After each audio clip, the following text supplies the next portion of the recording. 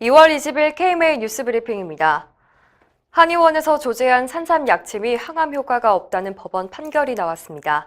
한 한의원에서 약침으로 항암 치료를 받다가 환자가 사망한 사건이 있었는데요. 서울중앙지방법원은 환자 가족이 제기한 소송에서 해당 약침은 치료 효과가 없을 정도로 적고 간암을 비롯해 다른 암에도 별다른 효능이 없다면서 치료비 전액과 위자료를 지급하라고 지난 14일 판결했습니다. 한의원은 해당 약침이 암 치료에 효과가 있다면서 수많은 완치나 호전 사례도 함께 게시했습니다. 간암 말기 판정을 받았던 환자는 이를 믿고 2012년 한방 치료를 시작했습니다. 그러나 2차 치료 중에 상태가 악화됐고 검사 결과 암이 온몸에 퍼져서 1, 2개월의 시한부 판정을 받아 결국 사망했습니다.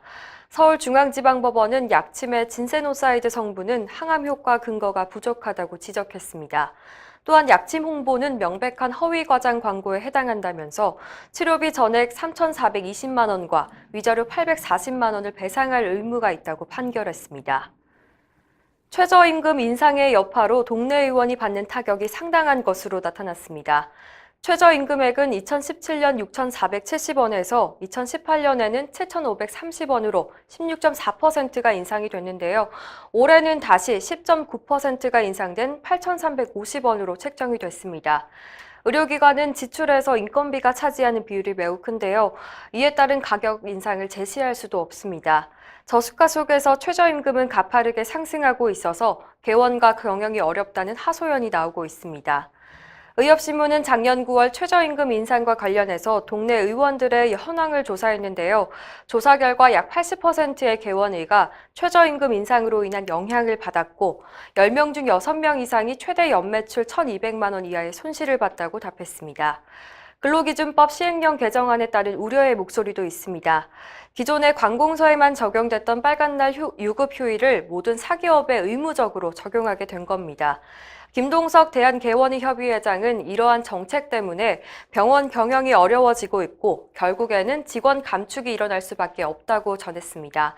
고정 지출은 많은데 이를 보전할 수 있는 정책은 미비하다고도 지적했습니다. 손보사들이 맘모톰 절제술을 시행하는 개원가를 상대로 소송을 진행할 움직임이 있다는 소식 어제 전해드렸는데요. 이번 사태의 근본 원인이 한국보건의료연구원에 있다는 지적이 커지고 있습니다. 메디컬타임스에 따르면 보건의료연구원은 2016년과 2018년 두 차례에 걸쳐서 맘모톰을 신의료기술로 인정하지 않았습니다. 안전성과 유효성에 대한 연구 결과가 부족하다는 것이 그 이유입니다. 하지만 의사들은 대다수의 나라에서 정상적으로 이뤄지고 있는 기술이 우리나라에서만 문제가 되고 있다며 이해할 수 없는 반응을 보였습니다. 한 의대 교수는 20년 동안 해온 시술이 신의료기술 평가에서 탈락할지는 상상도 못했다면서 환자의 삶의 질을 높일 수 있는 방법 대신 기존 절개술만 하라는 것이냐며 반문했습니다. 맘모톰 절제술의 치료 효과가 매우 높다는 최신 논문이 나와 있지만 연구원은 10년도 넘은 과거 논문을 근거로 맘모톰의 효과가 떨어진다는 평가를 했다는 비판도 일어나고 있습니다.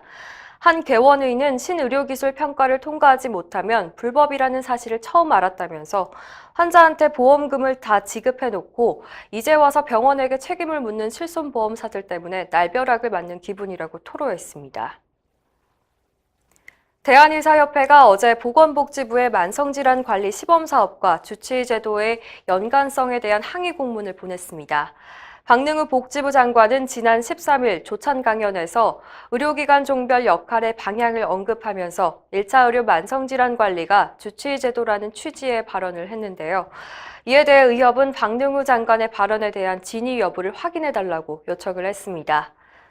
박종혁 의협 대변인은 답변 기한이 오늘인 만큼 바로 답변이 올 것으로 기대하고 만일 만성질환관리 시범사업이 주치의제 도입과 관련이 있다면 시범사업을 철회하겠다고 강조했습니다.